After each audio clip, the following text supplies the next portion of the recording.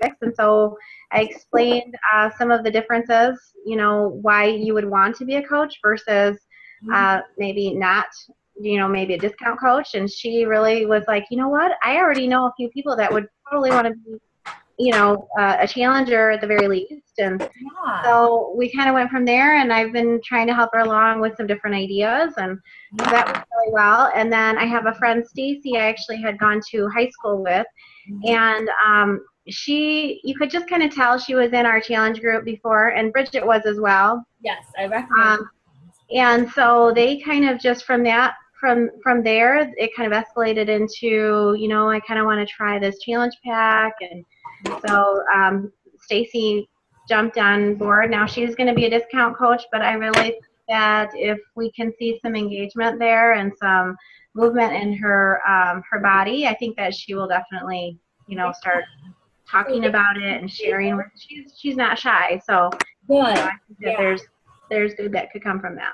Yeah. Well, and they both came from that free group that you did. Yeah, it was both from the free group. So and I'm doing another free group right now too. Yeah, so for sure. Yeah, that was an awesome group for sure. Cool. Well, congrats again. Thank you. Yes. Yes, in just a minute, Kate. Also, we already have, it's only June 6th or June 8th, when we have a whole bunch of people who are already close to Success Club. So I'm going to call those people out too, because that's really exciting this early in the month. So Stephanie Plaza, you have 4 Success Club points, which is awesome. Sarah also has 4. Natalie Day has 3. And Andy Ray has 2. So good job. If any of those are your coaches, definitely send them a little note and say good job, because that is just awesome. That is so cool. Way to reach your goals so early in the month. I don't even have any yet, so you guys are whooping my butt. And then the highest volume so far is Erin this week with 1,500 in volume, which is ridiculous. So she's rocking it too. I think she's supposed to have Success Club 6, so she's calling them tonight because it's not in her back office. So she's probably on that list too. So, okay, so I want to introduce Brynn. Are you still on? I just want to make sure she's still here. She is. Okay. I want to introduce Brynn.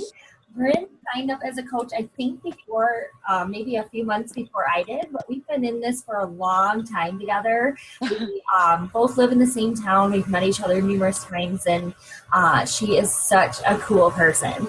So her story, I got these numbers from her Instagram, so I know I can talk about them just because they're public knowledge. But she started at 255 pounds, and now she's down to 130. Which is amazing. I know I shared her transformation story with you guys yesterday, so if you haven't had a chance to watch that, please do, because her story is just, every time I watch it, I cry. So that's me too, Jill. A little bit about her personality. She has 4 fur babies, and I just confirmed this with her to make sure I have the right breeds. But she has 3 male pit bulls and 1 rescue dog that is a Rottweiler Mastiff Lab mix. And I had the pleasure of meeting all 4 of them. I think all 4. You had them all at Halloween, right? Yeah. Yeah. So on Halloween, I was able to go to a Halloween party at her house and meet them all. And they are the nicest dogs. Oh my gosh. They're huge, and they just want to be in your lap. They're just like, hey, cuddle with me. They're so cute. She's also a birth doula, which is really cool. I don't think I know any other birth doulas, but it's really, really cool. She's a photographer, and and she openly shares her story and her struggles with infertility and how her and her husband, Matt, are really trying to start a family. Which is really cool because she relates to a lot of people like that. Which brings us to what she's going to talk to us about. And she's going to give us 5 tips on how she has learned to be authentically herself and attract like people. And I think she's a perfect person to talk about that, because I think she does a really good job. So, Brynn, I will mute myself, and you can take the mic. But thank you. Awesome. Thank you for having me on, and thank you for introducing me. That was so sweet. My dogs are just adorable. Okay, so I just made like this notepad, 2 pages of my top 5 practices for just being authentically you and how being you attracts the right people to your business. You know, when you first start, I think there's this misconception that you want everybody. But the reality is you don't want everybody. There's certain people who would work better with you than they would work with me, or certain people would be better on Jill's team than they would with you or I. And that's okay. And we should really embrace that, because realistically, we don't want to spend our time spinning wheels with people who don't jive with us, when we could have this team of people who are just really, we have core things in common. And that's really what we should be striving to present on our social media, is just us. So that way we attract people who are like us. So I have 5 tips, and I hope you have pen and paper. These are all more like practices. So my first practice is, is practice sharing you. So post about things that you would want to read about. Anything that comes to mind that you would stop and actually read on your social media is something that you should be sharing and posting about. I kind of gave you guys a little bit of homework, and I hope Jill doesn't mind, and I hope you guys will all do this if you already haven't. And you probably already have, but so make a list of 3 to 5 hobbies or interests that you have, and find groups on Facebook or hashtags on Instagram that pertain to those groups, and genuinely start talking to people and building relationships within those groups. Don't do it to earn Success Club points. Don't do it with the intentions of selling to somebody. Just go out and start making friends and making genuine connections with people. And in time, you're going to start getting friends who see what you're doing, who are interested in the health and fitness aspect. But don't do it like with that undercover, salesperson thing, because that's just, nobody likes that. But so make a list of 3 to 5 of your hobbies or interests, and that should be what you are posting about daily, because it's something that's authentically you. You're genuinely interested in it, and it's easy for you to share about. It doesn't get boring, and people can tell that you're interested. And people can always tell if you're faking it or not. So like for me, Jill kind of shared, so just an example of my topics that I share about often on my Facebook and Instagram, my infertility struggles. I'm a wife. My pit bulls. I've had a vertical sleeve gastrectomy, which is a weight loss surgery. And shortly after that, I joined as a Beachbody coach and just totally like rocked it out since then. So I share about that. I'm a birth doula photographer. So I really post about those things, because that's, Beachbody aside, that's genuinely who I am, and that's what I do. My practice number 2 is to practice being you. So here's a quote from a book that I'm reading, and I'm just in love with this. It's by Brynn Brown, and it's called The Gifts of Imperfection. She says, our children learn to be self-compassionate by watching us, and people around us feel free to be authentic and connected. So when you are authentically you, it gives people permission to be authentically them, and they can respond in a way that they feel safe and comfortable with you, because you've been yourself. They now feel like they can be totally themselves. And that's what we should all strive for, is to get people who feel immediately connected to us. It opens up such an immediate trust that when they are ready to come to you for the Beachbody aspect, you've got this relationship and this trust built in that's just there, and it's automatic. And you don't have to work so hard for it. Of course, you still want to follow the form and all that, but this stuff is just practicing being you gets people in the door, because they can really tell your authenticity. So people can tell if you're being genuine or not. And when you're not being genuine, it turns them off basically immediately. If people feel like they're being sold to, they're like done. They're out the door. Good luck getting them back. So don't ever go into it with the goal of selling. And like I said, your goal is to attract the right people, not all people. My practice number 3 is practice being hopeful and sharing your hope. So here's another quote. And like I said, I'm obsessed with Brynn Brown. So bear with me, because I totally been highlighting things in this book as I read. But it says, hope happens when we are able to figure out how to achieve goals, including the ability to stay flexible and develop alternative routes. Examples: I know how to get there. I am persistent, and I can tolerate disappointment and try again. The second way or that hope happens is we believe in ourselves, like statements like saying, I can do this. It's a combo of setting goals, having the tenacity and perseverance to pursue them, and believing in your own abilities. So that one really stood out to me as a coach, because we get knocked down so often. I mean, the more common answer when you're talking to somebody is no, that they're not interested in joining your challenge group, versus yes, I am. So knowing that you can still succeed, even getting through all the no's, like I've always tried to tell myself, every no gets me closer to my yes. So rather than looking at it as, oh my gosh, another no, I always just look at it as I have to have the perseverance and the tenacity to get through all these no's so I can get to my yeses, because those are the people I want to focus on. The people who want my help are the people I want to help. Let's see here. Don't feel like you have to fake like your life is perfect on Facebook. Nobody, like, I would find that annoying. Maybe, I don't know, maybe I'm in the like minority on that, but when I see people on Facebook and they're like, everything's happy, my husband is great, I'm like, my husband can be a big pain in the butt, like daily. He gets on my nerves. What are you people talking about? You know, or my dogs chew all my stuff, my computer cord, my phone cases, whatever. Like, things happen, and you don't always have to be like, oh, life is great. People can see through that. Nobody believes it anyway. So just be genuine even about your craptastic days. Just go on and say, oh my gosh, I just had this crazy experience, and just find a way to spin it to make it either funny or lighthearted or positive. You can still share that you have like struggles in your life. Just find a way to make sure that you aren't leaving people feeling more empty than when they came to your post, if that makes sense. So that kind of leads to my practice number 4, practice sharing your struggles. It's okay to have a bad day. People can relate to you when they know your life isn't all rainbows and butterflies. This doesn't mean go out and be a negative Nelly, though. What it does mean is that you can be the silver lining, the positive spin on a crappy story. I used a different word, but I see a kid in my screen, so I had to change it. Okay, so be a positive spin on a crappy story. Find a way to share a lesson learned. Or find a positive spin or a happy outcome from your negativity. So not only is it healthy for you to share, but it's a great way to show your audience that yes, you still have life happening around you, but you're able to keep it together and able to be a bright spot in their day. So it's totally okay to share your struggles. I actually encourage you to share your struggles, but just make sure you end them on a happier note than when you start. You don't want people feeling drained after going to your page.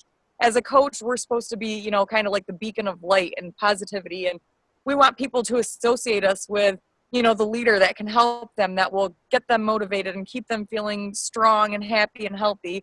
And if your page is full of negativity, they're probably not going to want to come to you for help. But if it's full of your positivity, even through your struggles, that really resonates with people.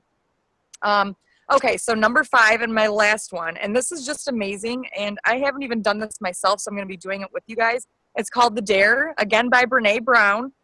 She says to develop a playlist of 3 to 5 songs that bring you back to yourself and inspire you to be you. So these songs should help remind you to get out of the fit-in mode where you feel like you need to be like everybody else or be a chameleon. But they should remind you to be yourself. So listen to them while you're struggling with being vulnerable or imperfect, and use these to help you be okay with who you are. Now, what came to mind is sometimes when we get towards the middle or the end of our month and we're at SC2, we start getting desperate, and you're messaging people like 200 people a day, like, join my challenge group, anybody, please, anybody. And people can sense your desperation. And I thought, what a perfect way to center yourself and get back to that place of, I have something great to offer. I just need to be myself and put it out there that I have this group and I'm offering it, and it'd be a blessing for you to join this. Like, obviously it'd be a blessing for us, but we have something to offer them, and how great of a gift would it be for them to be a part of this group. So if I could use like a playlist of 5 songs to totally zen myself and get centered and get back to me before I start messaging, what a great gift to myself to take that stress away from that, you know, end of the month. And I'm sure there are other ways that this can apply to Beachbody or just life in general, but I just thought that'd be a really great, you know, thing for people to start doing, coaches especially. And before I'm done talking, I just had one little thing that I wanted to say. I just looked up the stats today, and it's constantly growing, but as of like 9:30 this morning, there was 7.32 billion people on Earth, and only one of you. So be proud to share yourself with the world. Do not feel like you need to be somebody else. There's only one Anita Myron. There's only one Leslie Cordes. There's only one Megan Ewaldson. You know, we all need to be ourselves because they got to where they are by being them. So be so proud of who you are and share that with your followers and with your social media, because just like they've attracted people, you will attract people, and you'll attract the right people. And that's all I have. Thank you so much, Brynn. I have like pages of notes. I'm like scribbling so fast. I'm like, what did you just say? So sorry, I'm a fast talker. No, I love it. Thank you. You're welcome. I love the playlist idea. That is such especially music is really, I really connect with music. So Me too. And I was trying to think while I was writing out these notes, you know, and I'm going through like, what would my songs be? And I was like, I'm not going to jot them down just like in the spur of the moment because I really want to think on it. So I'm still thinking, but what a great idea. I know. That Brene Brown. Yes, I was coming up with a couple songs already. I'm like, ooh, that one would work. That one I know. that I listen to anyway. It's kind of like something that I kind of already do, but I don't have it set as a playlist. So that's a really good idea. So yeah, I thought so. To have it in the background while you're working, like while you're messaging people. That's what I thought. What a great way to bring yourself back to just, it's okay to be you and just send out what you need to. I know. I love it. Well, do you mind if I open up and see if anybody has any questions? No, I would love that. Okay. Anybody have any questions? I do. Yes, Sarah. Thank you, Brynn. Great tips. I have a really quick question. Number 2, I think I missed it because you were talking about the Gifts of Imperfection book, and can you just backtrack for a minute because I was taking notes and apparently I was slow. Nope, that's okay. I do talk like 900 miles an hour. So, okay, I'll just go over number 2 again. So it was practice being you. And I just started off with a quote, our children learn to be self-compassionate by watching us and the people around us feel free to be authentic and connected. So basically just being you gives people permission to be them. Okay. I have a question also. Do you feel like, you started talking about you don't have to fake it on Facebook, be genuine. We all have our bad days. Mm-hmm. Can you give me an example? Because sometimes I don't know what are the limits on that. I mean, I don't want to ever be too negative, and I'm not generally a negative person, but I guess I just wanted to know what your guys, I am seriously such an open book that sometimes I worry that my authenticity is going to get me in trouble. But the posts that I struggle with sharing the most, where I'm like either it's going to offend somebody, even though unintentionally, or it's going to really just spark some, wild response from somebody, or it's really like me being super vulnerable and I'm scared of the reaction. Those end up being the ones that get like the most support. So I mean, I like my infertility, for example, that makes a lot of people really uncomfortable because they don't know what to say to somebody with infertility, especially my friends who like pop out babies left and right. And they're like, oh, yes, I'm pregnant again. And I'm like, cool. But they're almost scared to tell me because like maybe I'll be mad or something. But it's like, those are the kinds of things that I share on Facebook. Like, P.S. It's more offensive when you hide from me until you're 9 months pregnant than just telling me the first month and let me kind of be excited with you, but I share those things and you don't want to end it negative. I think it's fine to share negativity, but you don't want to leave it as just this negative, draining post. I don't know if that makes sense or how to better explain it, but it's okay to talk about heavy things. You just need to keep it in perspective and find a way to spin it to let people know that you're not letting it sit around and eat you up all day, if that makes any sense. Yeah, it does. Thank you. Good. You're welcome. Anybody else have any questions? It's definitely a really hard topic to get used to, especially I think whenever I have a one-on-one call with all of you, that's mainly what we talk about is posting. It's really hard to open up and share your life on social media. I get nervous every time I post something that's really open and talks more about me. But same with what Brynn said, whenever I post anything that makes me feel really vulnerable or that I might think is going to cause some kind of uproar, usually people are really responsive in a positive way, to that. And if you do ever get a hater, usually your friends will back you up. Which makes you you can guarantee your friends will back you up. Yes, exactly. So it's really, it's a really cool thing to do, and it really makes people relate to you, for sure. So don't ever be afraid to share. Anybody have any other questions about anything? No? Okay, I have another question. Okay.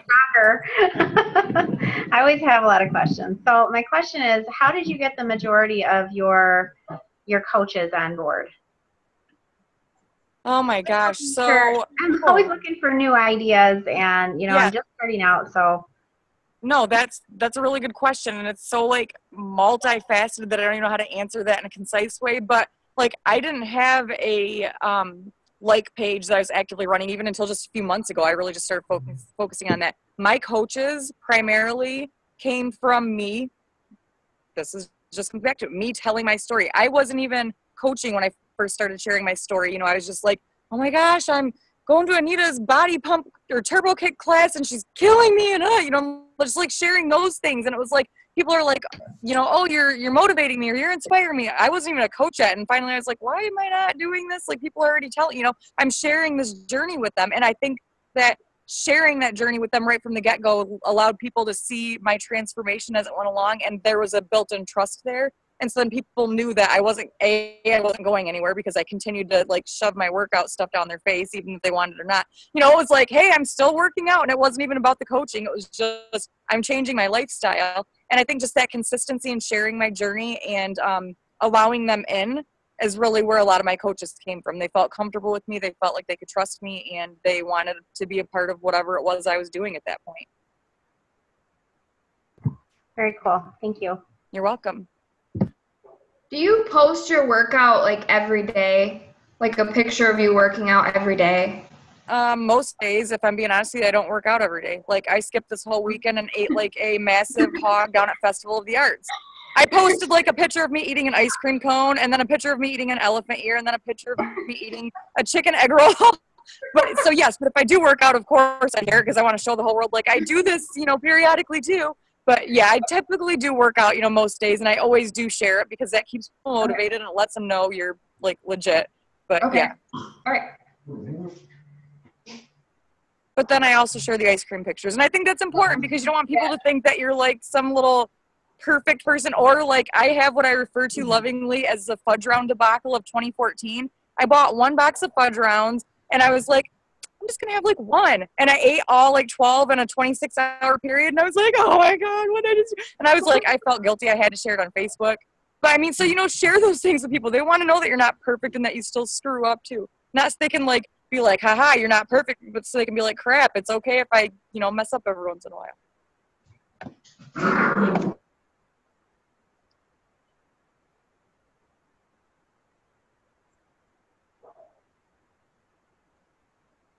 Any other questions? I totally agree with everything that Brynn is saying, especially back to Sarah's question about how to find coaches.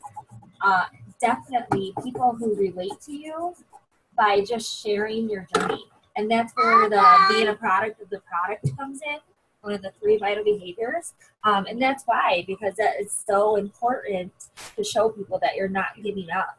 And when you show them that you're not giving up, they have this trust in you. They're like, okay, Jill's not giving up on herself. She's not going to give up on me. And they join you over time. And like that consistency when they, even if they're not messaging you back, people are watching you guys. They're watching you all the time. They might not be liking your posts. They might not be commenting on them, but they're seeing your posts every day in their newsfeed. And, you know, it's like when you send out the event invite, they might not even pay any attention, but a year from now, you're the person in their mind who they go to when they're ready to start getting healthy. And at some point, I can guarantee to all of you newer coaches, you're going to get a random message from somebody. It has nothing to do with sales, but they're going to say, I've been watching your story and you're inspiring me to change my life. And it is like one of the most profound moments as a Beachbody coach when you realize, like, I didn't even know this person was paying any attention, you know, but they're watching, and it's crazy awesome. Yeah. So cool. I had this girl friend me on Facebook. She's in Australia. So I mean, obviously I can't help her in any way, but she has followed me on Instagram apparently forever. And I was like, oh, cool. And she just friended me. And she's like, you're so inspiring. I love your attitude and your love for life. And she just follows me, and it's helped her with her journey, and it makes your day. Oh my gosh. Yeah, like across the world. Yeah. So random. Australia, like that's so cool. Yeah. And you guys will get there. I mean, it's really crazy to see how many lives you really end up impacting. It's insane. Yes, for sure. So, any other questions? I'm not sure. Is my work? Okay. I have a question of outside of Facebook, because I seem like my group is really small of friends that I have that would be able to join or want to join, because I also have 2 other people that I graduated with.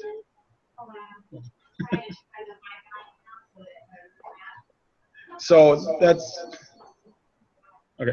That's why I feel like my Facebook following is really limited, and being able to get outside of Facebook besides Instagram, what is their other options? Or has anybody had any success outside of Facebook and Instagram? Pinterest, but I don't know if you're running like mainly male challenge groups. I don't know how many men are on Pinterest, to be perfectly honest, but it might be worth looking into. Or MyFitnessPal. There's a lot of men on MyFitnessPal. Have you tried that route yet? No, I don't even know how to add people onto that. Okay, me either, to be honest with you, but I know it's a great option for other people. I've not used it, so I don't know how to help you with it, but I know that like a lot of people do go on there and make a lot of contacts. I just started. I have like 6 conversations going just this week. And I watched Jill's video on how to add people because I had no clue. Yeah. If you go to her YouTube, she shows you how to do it. Yep. I have a whole training video on how to use MyFitnessPal for your business, and I use it a lot too. That's where Anita found me, was on MyFitnessPal. And I still find people there all the time. So I have a training video, Eric, I can send you. There's groups on MyFitnessPal just like on Facebook, and I can almost guarantee you there's a group about like men bodybuilders or something that you can join and just start conversations to there. And slowly, the object is to always slowly move them to your Facebook friend page, and get them as your friend so that they can watch your story on Facebook. And I want to point out something to him, Jill. Yeah. Both of my sisters are Beachbody coaches. So, I mean, talk about having like a network that's like closed in on, right? You know, so me and both my sisters are coaches, and we're still making it work. You know, it's like we have separate networks outside of each other, and sure, we have tons of overlap, but I think as long as you work your business with integrity, and you're not stepping on their toes and they're not stepping on yours, and you guys are being honest about, you know, if I'm working with so-and-so, then that person's kind of off limits, that it shouldn't even be an issue. Just continue to find those groups on Facebook, like I said, for the, 3 to 5 hobbies, find those groups and just start making friendships and building up that network. And it's not even going to make a difference to you in 6 months. It won't even make a difference that you have so many people who are, doing the same thing as you. Yeah. It won't make a difference. Oh, that's such a true story. Well, and Eric, I have that. I just started today, that like page training. That is focusing on how to meet people outside of your your warm market. So that would be a good training to get into, and meet new people. Because most of the people that I sign up are people I didn't know before Beachbody. Now, in the beginning it was friends, but now it's just random people that I meet. So it just takes time. It does take time, and it is hard, and it can be frustrating sometimes, but you can do it. Did you ever hook up with Tim Savage? Here. Okay, go ahead and use my volume. She asked you if you've ever hooked up with Tim Savage. The answer is yes. Okay, good. Yeah, I hooked up with him, and then he put me on his group as well, so I can watch what he's doing. Uh-huh. So I've been following that, but then I'm still having problems adding people to the group. Yeah. Oh my gosh, you guys are so tech savvy. Are you like on the same couch with different computers? Yes, I don't know why. I'm So not cool. sure. Don't ask me. It's messed up. Dude, my husband banned me. He's like, go outside to the deck. I don't want to hear your call. And you guys are like on the same couch with 2 computers just chilling out on the same call. What's happening over here? I was on first, for the record. That's hilarious. She calls dibs that you were second in line. Right. I was like, wait a second. She's like talking to this guy. It's like almost made me want to look to my left. Like, where is this guy like floating? Where's this guy hanging out at? He's on the freaking couch. That's hilarious. Okay, I have one more question for you. Unless you have more questions for Eric, or you had more comments for him. No, I'm all set with that. I'm totally like stuck on my Facebook and my Instagram, so I'm probably not much help. I have a question on your personal page, and I know everyone is different, but I want to know, how many times do you think is too many times to post a day on your personal Facebook page? Oh my gosh, I am probably not the person to ask that, because I blow up people's news feeds like it is nobody's business. Some days are slower, but some days are not. Like, I have 4 dogs. If I come home and like one of them ate my mop. I'm like, oh, this freaking dog just ate my mop. Good thing he's cute. And then 2 minutes later, I'm like, selfie with my dog because he's adorable. You know, it's like stupid stuff, but that's how people like resonate with me because they know that I'm like super ADHD and I'm in love with my dogs and, you know, but like stupid stuff like that. So some days it just kind of depends on what content life gives me, honestly. Some days I've got to be scrambling for like random things. Like I almost hope I get into a fender bender so I'm like, oh man, got something to post about. But other days it's like my dogs do stupid crap and I've got crap to post about, you know? But so I don't know. I think 3 to 5 times a day is like the standard, you know, like post once about your Shakeology, your Beachbody, or your workout, and then the other 3 to 4 should be just about you and your life. And I think that's a great standard, but some days it's going to be more and some days it'll be less. But what I can tell you is you'd rather have quality content less times a day than like 10 crap posts a day. You don't want to be in people's newsfeed with junk. You'd rather have quality posts, you know, 2 quality posts than 5 just junky posts. I really struggle with posting, and I think the reason is because I just started 2 challenge group. One is an accountability group, and the other one is the challenge group. And so that by itself is a lot. And then I feel like, you know, I work a full-time job, 8 to 5. So it's really, and then sometimes I have evening commitments and things like that. So I really struggle. Do you have any recommendations or suggestions? Yes. So how about, okay, like for me, I don't know what your work schedule is, but for me, my Saturday and Sundays are typically more open than the rest of the week. What I would do, or what I suggest to my new coaches, is for your power hour on Sunday, write out a list of 15 topics and you randomly just check them off as you go throughout the week. So you've always got something to post about. Even if you've had nothing happen that day, use your power hour on Sunday or whatever day you designate to make sure you fit in time to just write down topics. Now, a really good place to get topics or things to post about is through your personal development. So like if you find a quote that's really inspiring, just share it. I mean, that's a great way. It's something you don't really have to work that hard for. It's something you're already reading. Mark it off in your page or save the page for later so you know where to go back to.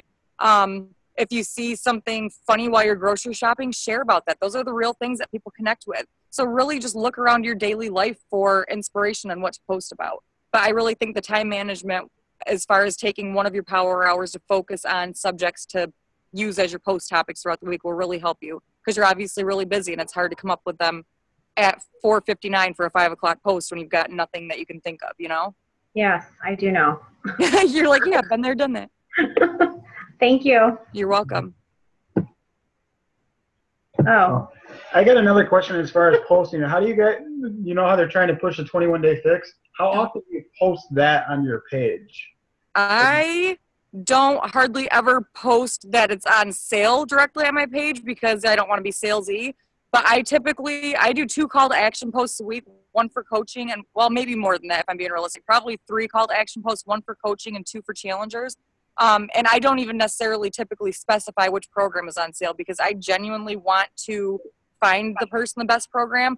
But a few times a month, I will make sure to put out there like the 21-day fix is on sale because I know I've had people who've come to me specifically for that program. Jill maybe has a different answer for that, but I don't like to just narrow it down to one program for people. I really want them to find what's best for them. And if it's not the 21-day fix, then so be it. That's good. Yeah, I totally agree too. I don't usually post anything about the sale on my personal page. I save that for like event pages or personal conversation with people. Because just because it's on sale doesn't mean everybody's going to want that program this month. So same thing. You want to go through the script, figure out what they need and what their needs are, and if it fits them, then cool. But yeah, that's a good question.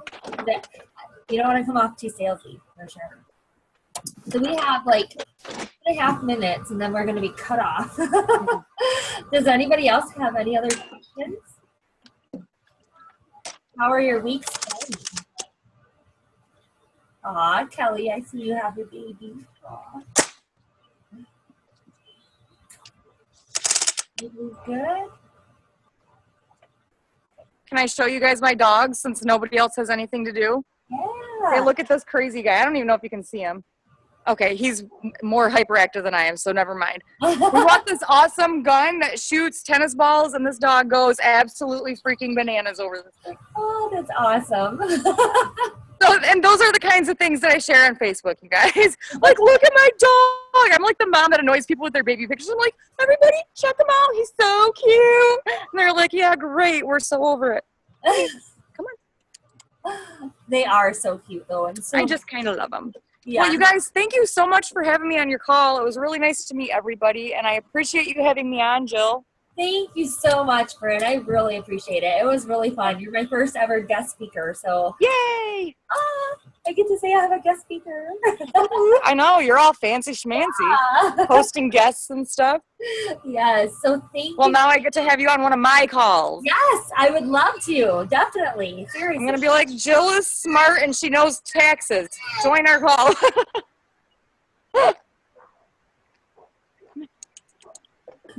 Sorry for that little freak out. Okay. Is everybody good? You guys have a good night. Thanks again, Brynn. Yes, have a good night, guys. Yeah. Bye, everybody. Bye. Thank you.